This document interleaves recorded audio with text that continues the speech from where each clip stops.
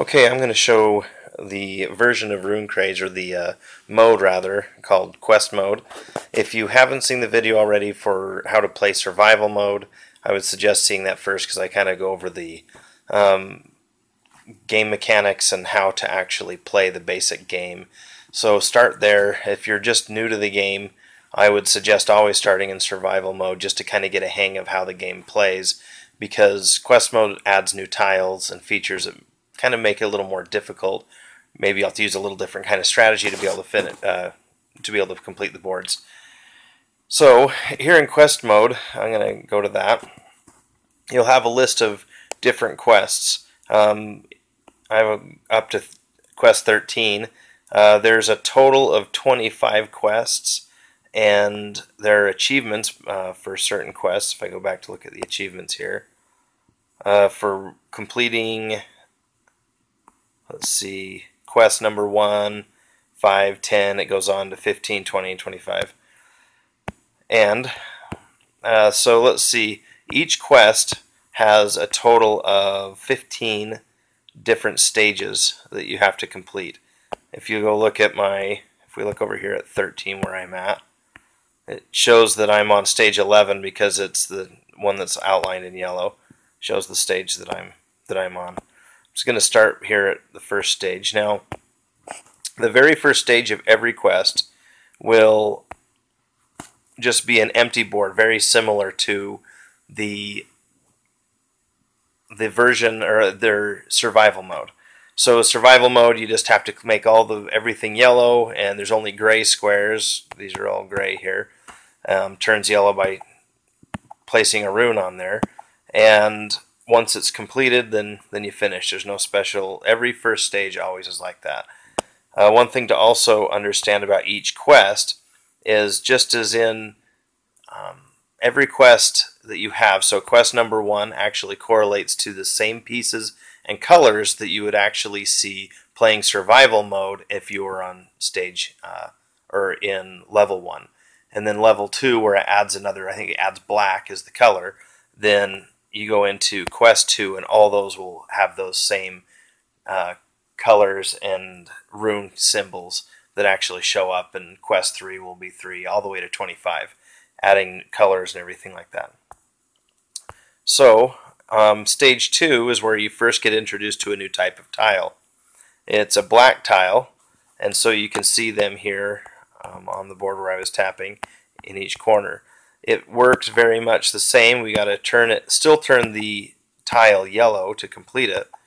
We're going to come here like this, and so if I come up and tap on this black square now, it turns it from from black to yellow.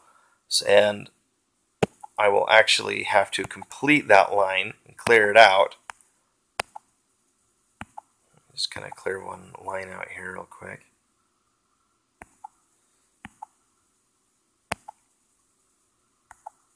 There's another black I've taken down. And there we go. So we'll see that I still have to come back and revisit those pieces and turn those from gray back to yellow. So even though I went through the whole board and turned everything a different color, they still all have to be yellow. So it makes this a little more difficult, and you have to kind of do a little bit different kind of strategy to be able to complete the board. So that's kind of how the black squares work. I'm going to go over here. You'll see that my scores are here, and these are actually, if you sign in with the Google, I'll sign out real quick and then choose to sign in. If you actually sign in with Google Play, not only does it will keep all of your quest mode status. So when I come into quest mode, it will remember what I've completed, and it will remember the high scores for each one. Any gems that you'll see when you get to the further stages, the last few stages all give you gems. You can earn a gem for beating the board, and you earn it the one time that you play it. If you play it again, you don't earn it again. So if I go back and look at these, I've earned, let's see, you can earn a gem on each of these, 3 for that 15. 3 for that board.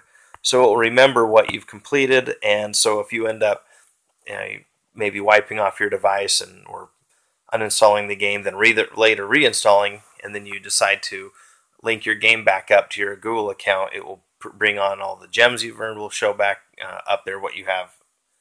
When you're playing the game up at the top there, it shows I have 2. So if I uninstalled and reinstalled, I'd have 2 again. And it will keep what my high score was.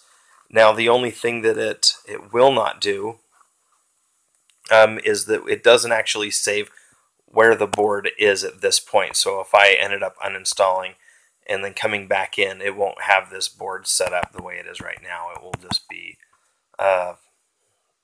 it will just be empty, like I hadn't played it. But at least it keeps what I've completed and what I haven't. So I can't stand it in games where that happens, where I've played it for a whole bunch and then I don't want to go back and play it all again. That's frustrating. So let's see, in stage 3, the new types of tile are rock tiles.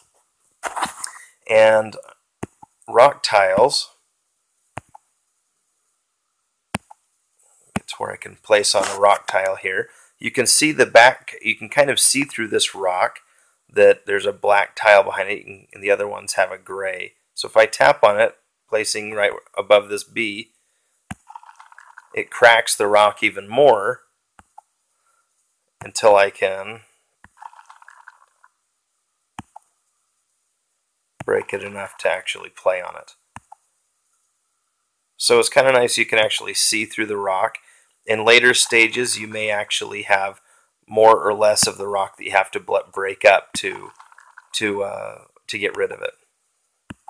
So it adds kind of a fun little feature to the game, being able to do that. And then the rest of the board plays the same. I'm going to exit out and look at a different board. That's what 4 looks like. It just has, and it shows some more stages with some black squares. So this one has 2 rows of black squares all the way around. 5, that was what I was on. 6 have time tiles. So these are kind of interesting because as I play, you'll see a timer start. And this timer is about a minute, and as I'm playing, it will actually be counting down. When that timer goes all the way around, back fills up red. So when that minute's up, it will actually reset that square back to be gray again. If I end up completing, I'll let it do that though.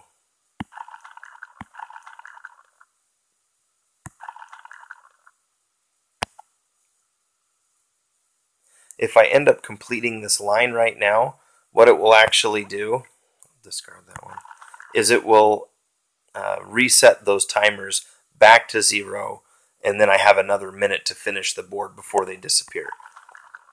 At first they seem kind of frustrating, so here you'll see it switch over.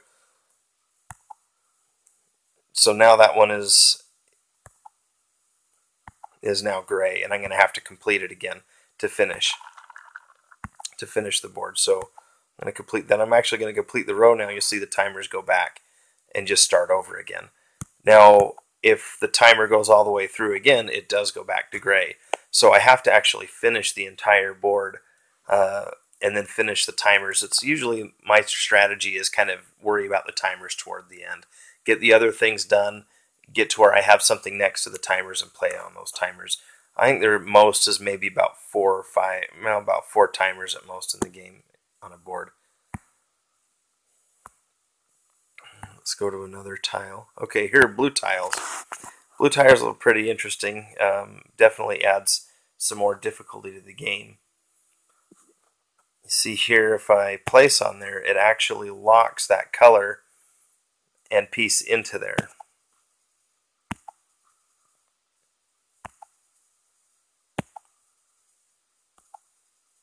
So let me play a few pieces here and kind of show you how that works. Now when I finish a row, see there I froze that one as well. And you'll probably want to be a little more strategic than I'm being, because I'm just trying to complete the row to show you how it behaves when you actually clear a tile that was blue and then it freezes your piece. Let's see. So as you see here, it took the frozen piece out, but it left those two pieces there. Now if I complete the row again, then the row is completed and I can move on. This is actually, the way I've played this is going to make it very hard to finish the board. This was a little better because now I can still go back through and finish this row again. And oh, good. So this is a good place to put my wild. Otherwise, it would have been very, very near impossible to meet that together. I probably would have had to hope for a bomb to show up or something like that effect. So now it's cleared through. So the blue tiles are pretty neat. You got to be a little more careful on what you're placing around the blue tile.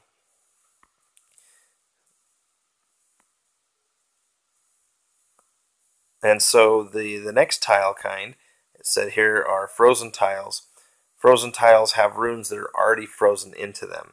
So I'm actually going to, let me go back into that stage, and I'm going to fail the board on purpose so it starts over. So this is what this looked like.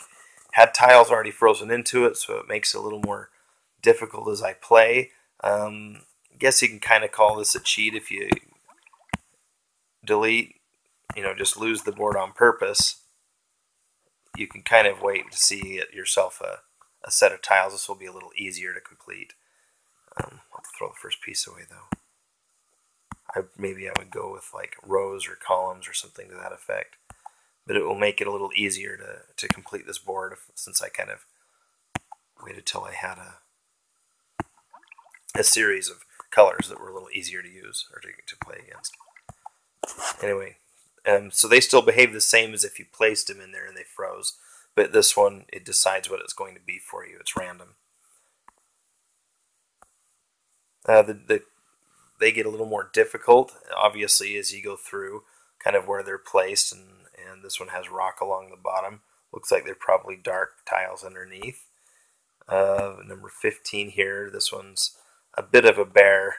The interesting thing about the quest mode is the game actually gets a little bit easier as you get up higher in quests because the pieces get harder. For instance, if I go over here to, I was in quest 13, even though I was on stage 11, it just wasn't as difficult, but because it is stage 11, I got orange and blues and a whole bunch of other colors that make in white and tons of different symbols, so it does make it more difficult in that respects. And so I'll find myself, the other thing that I've done kind of as a strategy is if I start to get stuck on a quest and I'm getting really close to beating it, and I just need another gem to use as a bomb to save myself, it saves my progress when I leave, and I'll come out here and start survival mode and maybe continue a game or start a new game and play till I get the gem that I want. And then it saves where I'm at in survival mode. I can go back into quest mode and try to continue on my game and maybe use a gem for a bomb or a wild or whatever I need to use it for. So that kind of helps out a little bit as well if you get stuck, especially in some of these other boards. So I hope to create another video soon that kind of has some tips and tricks on some difficult situations you might run into, or some more strategy on how to finish the boards. Not necessarily specific quests and stuff like that, but just boards that you can kind of get an idea of kind of how to play and beat the levels without getting frustrated. Anyway, that's it for quest mode.